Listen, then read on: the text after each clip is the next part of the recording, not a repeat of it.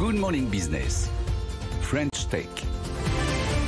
Dans la French Tech, on va donc lâcher prise ce matin, n'est-ce pas, Anthony Morel et Laure Closier, avec notre invité. Ils sortent pas. Bah non, Bon. On n'est pas des clubbers, mais c'est pas grave.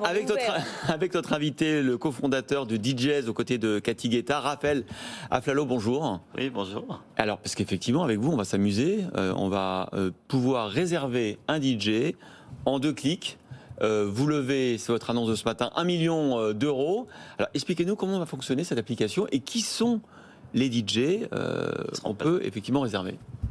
Donc c'est en effet, ouais, on a réalisé une première levée de fonds il y a 8 mois pour la réalisation et le développement de l'application. Et là, on est en plein lancement justement de l'activité. Elle est toujours en version bêta, mais on a tout le processus qui est valide, donc on peut réserver de A à Z un DJ jusqu'au paiement, etc. Et donc on a déjà enregistré près de 1700 DJ. Ah, quand même. Sur la France et l'Angleterre, on a à peu près 30% en Angleterre et 70% sur la France. Ouais. Comment se fait les critères de tri? Parce que je veux pour une soirée, est-ce que je peux dire le style de musique? Est-ce que je géolocalise mon DJ? Exactement. Déjà, c'est entre 200 à 3000 euros, donc il y a toute une gamme, j'imagine, de célébrités. Voilà, alors ce ne sont pas vraiment des célébrités, ce sont des DJ semi-professionnels ou amateurs, parce que les célébrités prennent beaucoup plus que Vous n'aurez pas de célébrité, c'est ça que vous voulez dire. 3000, ça commence à faire quand même, c'est pas mal. Ouais, c'est des prestations où là on est sur le DJ professionnel qui fait ça, et il en fait son métier. Parce que ce qui est intéressant aussi, c'est qu'on souhaite aussi mettre en avant les DJ qui sont capables de le faire en side business. Donc ils peuvent avoir un métier la journée et puis le soir, parce que c'est un hobby, de pouvoir arrondir ses fins de mois. Donc en fait, par rapport à votre question, on sélectionne le lieu, donc en localisation, en mettant la ville, puisqu'on peut aussi être à Paris et prévoir un mariage à Bordeaux. Donc on met la ville, la date, les styles de musique, donc il y a près d'une vingtaine de styles de musique. Et puis ensuite, il y a un curseur pour le budget. Et puis voilà, ensuite, en validant, ils apparaissent comme un site de rencontre. Et puisqu'ils sont tous justement entièrement décrits avec les datas, leur musique, leur prix, des photos. Ça permet justement de pouvoir valider. Comment vous voyez l'opportunité offerte par le métaverse? Je pose la question parce que je sais qu'à votre capital, vous avez Stage 11 qui travaille beaucoup là-dessus, justement. Et Jonathan Melolo qui travaille beaucoup sur le métaverse. C'est vrai que c'est un gros débouché pour la musique, on en parle souvent. Alors, je sais pas, on s'imagine tous un casque réalité virtuelle sur la tête, chacun chez soi en train de danser. Je sais pas, mais en tout cas, est-ce que ça représente une opportunité pour vous et laquelle? Vous savez qu'à Los Angeles, il y a déjà des sets sur les plages où tout le monde met des écouteurs. Ah oui, avec les écouteurs. Et on peut imaginer qu'il y aura des casques de réalité virtuelle et on va au concert tous ensemble. Ouais. Exactement. Il y a eu les soirées, les silent parties. C'est ça.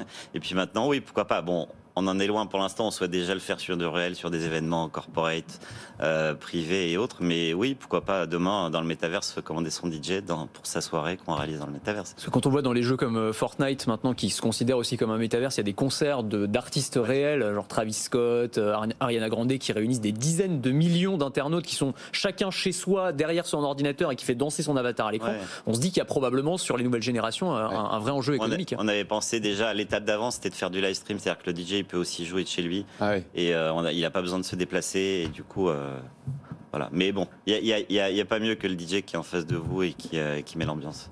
Et qui sent aussi le public. Le modèle économique, c'est 20% de commission sur la prestation. C'est pas élevé pour le marché, ce 20%? Non, parce qu'en fait, il y a des agents. L'agent, alors, de la fameuse série, on est à 10%, mais là, on est entre 10 et 20%.